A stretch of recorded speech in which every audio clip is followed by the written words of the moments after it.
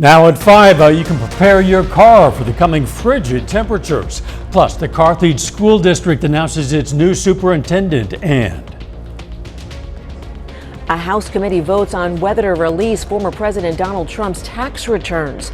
I'm Deborah Alfarone with the culmination of this long-fought battle to make this information public. The 4 states' most watched news starts now. We're expecting temperatures near 0 or below before the end of the week, with a wind chill a lot colder than that. This is KOAM News at 5. I'm Dow Quick. Let's go straight to meteorologist Sam Lane. Thank you very much, Dow. Yeah, you hit it right on the head. We're going to be seeing temperatures below 0 as far as temperatures. And then when you add in the wind, it's going to feel a lot worse than that. -25 across our area, maybe even worse up towards the north. Right now, radar is all clear across our entire area, but all eyes are going to start pointing up towards the north. As we go through time, we're going to see temperatures dropping, but not tonight. We're going to see lows generally in the 20s, but first we have to drop through the 30s, and by 10 o'clock tonight, 28 degrees, and then that low of 23. So let's take a look down their lane, and you can see that we're going to have a mild Wednesday, believe it or not, but then the Thursday snow and the bitter cold wave arrives just in time ahead of Christmas. And speaking of Christmas, are we going to have a white one? Well, I have the answer coming up in just a bit. All right, we'll see you soon. In preparation for these bitterly cold temps, it's important to prepare your vehicle. Things to check to ensure vehicle safety include making sure all your car fluids are replenished. Also, make sure there's plenty of tread on the tires, and keep a safety kit in your vehicle in the event it breaks down. Just making sure your fluids are topped off, that you have the right amount of coolant in there to keep it from freezing over. Another thing a lot of people don't think about is the washer fluid. You can actually put fluid in there that's good to -40. That way when you go out, you got ice on there, you can actually use your sprayers to de-ice the windshield. Tonight at 6, KOAM's Jalen Banks is going to tell us what items we should have in those car emergency kits. The CDC warns that the risk of carbon monoxide poisoning increases when temperatures plummet and home heating systems run for hours. There's no national requirement for carbon monoxide alarms anywhere except now for the first time in federally funded public housing. Missouri doesn't require carbon monoxide detectors statewide, but leaves it up to the local level. Kansas, Oklahoma, and Arkansas do have state laws requiring detectors for some residential construction. The CDC says each year in the U.S., CO poisoning kills at least 430 people and sends about 50,000 to the emergency department. The Carthage R9 School Board has announced the district's new superintendent, Dr. Luke Boyer from Conway, Missouri, will take over that position starting in July. Boyer had been serving as the superintendent of the Laclede County R1 School District. He replaces Dr. Mark Baker, who's retiring after 6 years in the position. A local real estate company is helping people at the Ronald McDonald House. Reese Nichols agents donated $100 for every home they helped buy or sell between April and November. In total, they donated 6,900 homes. They presented that money today at the Ronald McDonald House in Joplin. Officials say this is enough for 69 free nights for families. For us to be able to give back, and Ronald McDonald House provides a home for families in need, and that's what we do at Reese Nichols. Is we provide homes. We facilitate people being able to purchase homes, and so it's just near and dear. The Ronald McDonald House provides housing for families with children receiving critical medical care at a local hospital. A rarely used federal law that gives congressional committees the right to obtain the tax returns of any U.S. citizen has lawmakers discussing former President Donald Trump's tax returns today. Deborah Alfarone reports from Washington. The House Ways and Means Committee is expected to vote on whether to publicly release former President Donald Trump's tax returns. Given the confidential nature of the subject matter, I now move that pursuant to Clause 2G1 of House Rule 11, the committee proceed to executive session. The Democratic-controlled committee received 6 years of Trump's tax returns last month when the Supreme Court declined to block their release to Congress, ending years of legal wrangling. Since then, committee members have been looking at his 2015 to 2020 returns, covering the time he was campaigning and serving in the White House. We're in a position to finish some work that we started a few years ago, and we're going to see it through. The timeline to release the returns was sped up when Republicans took control of the House in the midterm elections. And now they've promised to shut down the investigation into Trump's taxes when they take control in January. Democrats sought the returns, saying they were needed to evaluate an IRS program that audits presidents. Republicans call it a politically motivated attack on Trump. After nearly half a century, the political enemies list is back in Washington, D.C. And we worry this will unleash a cycle of political retribution in Congress. Every president since Richard Nixon has voluntarily released their tax returns, except Trump. Deborah Alfarone, CBS News, Capitol Hill. While the lawmakers deliberated behind closed doors about whether to release former President Trump's tax returns, they approved a vote to release a transcript of that debate at a later time in the interests of transparency. Harvey Weinstein has been convicted in another sex crimes trial, this time in Los Angeles. A jury found him guilty yesterday of 3 charges, including rape, but cleared him or failed to reach a verdict on several other counts. This follows his conviction in a sex crimes trial in New York City nearly 3 years ago. The disgraced Hollywood producer faces another 18 to 24 years in prison. As Russia continues to bombard Ukraine from the air, its president, Vladimir Putin, yesterday made a rare trip to ally Belarus, which sits on Ukraine's northern border. Putin said he and his Belarusian counterpart discussed forming a, quote, single defense space in the region. Analysts say Russia might be looking for some sort of military support from Belarus as the nearly 10-month war with Ukraine has hit a stalemate.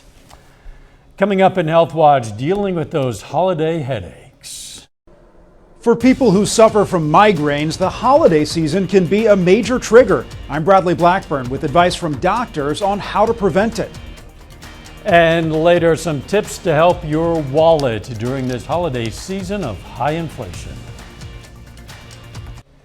Topping today's Health Watch, the number of children injured by guns surged during the pandemic and continued through 2021. A new study in JAMA Pediatrics included more than 4,500 children brought to hospitals with firearm injuries. Researchers found a 52% increase in cases versus before the pandemic. The study also found that Black children and those with public insurance were most at risk. Migraines can be a debilitating problem for millions of Americans, and the stress, sights, and even smells of the holiday season can actually trigger serious episodes. Bradley Blackburn has more on what can happen and how treatment can help. Darian Segura Katz loves to host big family gatherings during the holidays, but last year the wife and mom had to cancel because of her pain. I was supposed to do Thanksgiving. I couldn't because I was in such a bad shape. Like many women, she first experienced migraines in her 40s. Doctors also diagnosed her with a nerve condition called trigeminal neuralgia. Electric shocks to the half of my face to the point that I could not do anything. Dr. Shay Dada with NYU Langone Health treats Segura Katz and says she sees more migraine patients this time of year. Because of the increased number of triggers we have in terms of food and stimuli and stress, and travel is another big one. Even bright holiday lights and the strong smell of scented candles can trigger migraines. So Dr. Dada says prevention is key. Hydrate, especially when traveling. Try to sleep at least 7 hours a night and moderate food and alcohol intake. Sulfates in wine are often a trigger. Segura Katz modified her behavior to manage stress. She also uses prescription medications and gets regular Botox injections. It basically stops the pain receptors from overfiring. Doing okay? Yes. She's doing so much better this year that she plans to host her family for both Christmas and Hanukkah. So you want other people to know this is treatable? Yes, that's the whole reason of me being here. Putting her health first during the holidays to keep migraines at bay. Bradley Blackburn, CBS News, New York. Doctors say people who suffer more than 15 headaches a month might be suffering from migraines and could benefit from treatment. And women are more likely than men to experience migraines. The COVID antibodies found in your nose are not as effective as the ones in your blood. That's according to a new study out of the UK. Researchers say COVID reinfection is more likely for unvaccinated people compared to those who have been vaccinated. Antibodies in the nose, which are your first line of defense, decline 9 months after infection, while those in your blood from a vaccine can last at least a year. And that is a look at today's health news. A little bit later, why federal regulators are fining Wells Fargo nearly $2 billion. And we're tracking bitter cold air headed towards the 4 states. We'll have all the details when we return.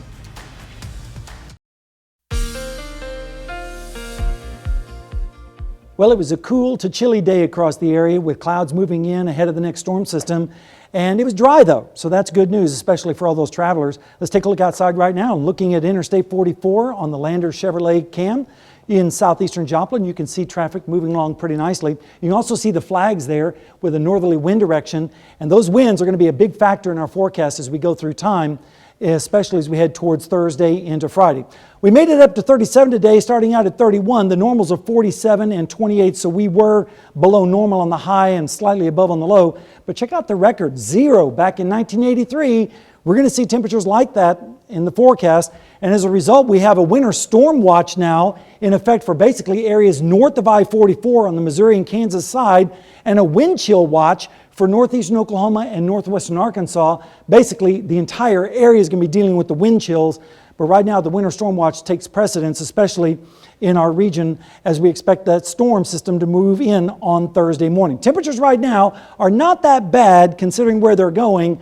20s up to the north and west in Yates Center right now. Meanwhile, it's close to 40 down in Bella Vista and Bentonville, and 39 in Jay, and northerly winds across the area. Now, about 24 hours ago, it was a lot warmer up to the north and west. Right now, they're about 17 degrees colder now than they were at this time yesterday, slightly below normal or slightly cooler in Bella Vista, with 2 degrees cooler right now than it was yesterday.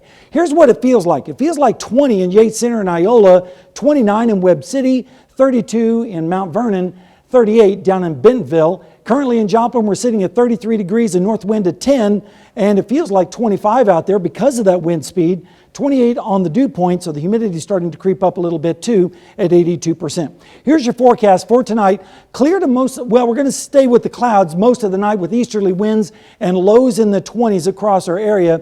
Then as we go through tomorrow, it's going to be a pretty mild day considering highs will generally be in the low to mid 40s across the area, 30s up towards the north and west. But then notice what happens as we go through Wednesday night into Thursday. Here comes the Siberian cold front sweeping across our area. And by Thursday at 5 o'clock, it will be basically slicing our area in half. Notice temperatures behind the front are way lower than ahead of it. Temperatures in the 20s and then dropping down into the single digits behind that front with winds blowing out of the north and west at around 30 to 40 miles per hour, maybe some gusts up to 50 miles an hour. And that's what we're going to be dealing with. Then Thursday afternoon, temperatures will only be in the single digits, even below 0 already at Garnett. Then as we go into Friday morning, look at these lows. -5, -6 across our area. Very, very, very cold indeed. And when you factor in the wind, it's only going to feel worse.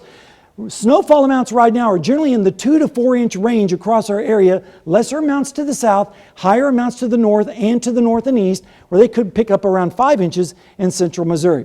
Here's what it's going to feel like. Now on Thursday morning, we're going to see it feeling like in the mid 20s, but then once the front blows through, look at this, -17 to -20 across our area. Then as we go into Thursday night, -24 to -25.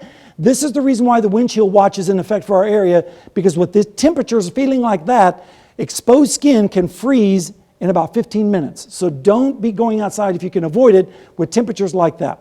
Temperatures over the next few days, well, tomorrow is not going to be bad, 44, but then the bottom falls out. We've been talking about this for quite some time, so we have an alert date with the snow moving in, starting out at 33 in the morning, then dropping down to -1, and then all the way down to -5 Friday morning, and then single digits for the high on Friday. Wow, and you said it. I mean, it's more than uncomfortable. It is going to be dangerously cold. It is going to be dangerous. So please, please be aware of that and bundle up. Thanks, All right. Sam. Coming up, celebrating the holidays without breaking the bank. First, though, we honor a local veteran. Herbie Jeffries served in the U.S. Army from 1943 to 45. The Neosho, Missouri native was stationed in Hawaii and received a Purple Heart Bronze Star. We salute Private Herbie Jeffries, a four-state hero. Topping today's Consumer Watch, Wells Fargo was slapped with a $1.7 billion fine by federal regulators. The Consumer Financial Protection Bureau says the multinational financial services company took part in, quote, widespread mismanagement for years.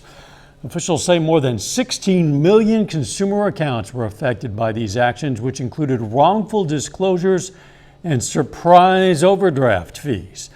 The CFPB also ordered Wells Fargo to pay more than $2 billion to refund consumers for what they deemed was illegal activity.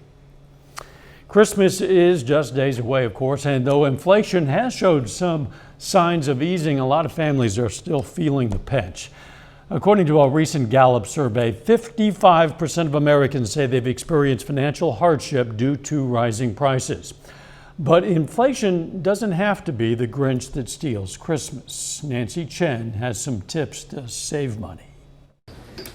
What do you want to eat then, buddy? For Francesca DeVito, feeding her 4 kids is where inflation has hit the hardest. We do a lot more frozen veggies, same with fruits. Try to stretch as much as I can. Stretching has also meant debt, even after downsizing into this mobile home in New Jersey. It seems like these credit cards are a matter of necessity for you. Yeah, it's what gets you in between paycheck. And then unfortunately, your paycheck goes to trying to pay it down. And then it comes down to, am I going to pay the credit card down? Am I going to pay the lot bill? Now, with holiday bills looming, DeVito and her husband are focusing on cutting back further to afford Christmas for their children. But it hasn't been easy. The holiday season can be really overwhelming, but you can save money. I like to call it post-traumatic broke syndrome. Tiffany Aliche is a financial educator featured in the Netflix documentary Get Smart with Money. Her first tip to save? You make a list, you check it twice, and see who's going to get a gift or not. So Not everyone's going to get a gift. No. A recent survey found that 26% of consumers plan on shortening their gift list this year, with just close family making the cut. As budgets are stretching, credit card debt has soared 15% in the last year, a pace not seen in more than 2 decades. Aliche says instead use debit cards or cash. Unless you're someone who pays off their credit card debt every single month in full. If you are that person, then using a credit card that generates points, so allows you to travel, allows you to earn cash back or gas, then you're okay. And although buy now, pay later options are increasingly popular, Aliche recommends steering clear of them when it comes to gifts. The worst thing you can do with your finances is to be paying monthly on things that ideally you should be saving up for. Another tip, consider group gifts or doing a secret Santa, especially if you have a large family. That way you don't need to buy presents for every single person. Nancy Chen, CBS News, New York. Old school lighting might soon fade into the dark. The Biden administration today announced a proposed rule that basically phases out fluorescent bulbs in exchange for energy-saving LED lights. The rule would more than double the minimum bulb efficiency level, and the Department of Energy hopes to have it set in stone before 2025. According to the Department of Energy, LED bulbs often last 3 to 5 times longer than fluorescent bulbs. A final check of the forecast next.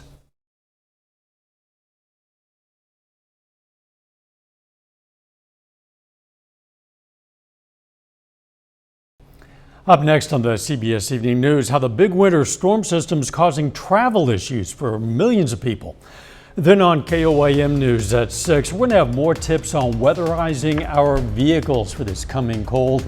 Plus, ground is broken on a new marijuana dispensary in Carthage. And we're going to hear from former PSU gorilla Dallas Flowers about making a name for himself in the NFL. Stay with us. CBS Evening News, then KOAM News at 6. winds. We've been stressing it for some days now. We will for the next coming days. You have to be very careful, very aware that it's going to get bitterly cold. Absolutely. Bitterly cold, especially Thursday morning into Friday. Temperatures below zero, but the winds are going to be the big factor with that. And of course, minus 25 wind chill, that's dangerous. And then as we head towards Christmas, a little bit warmer. And look at that, Dow, we break above freezing on Monday, but another chance of winter-like preset.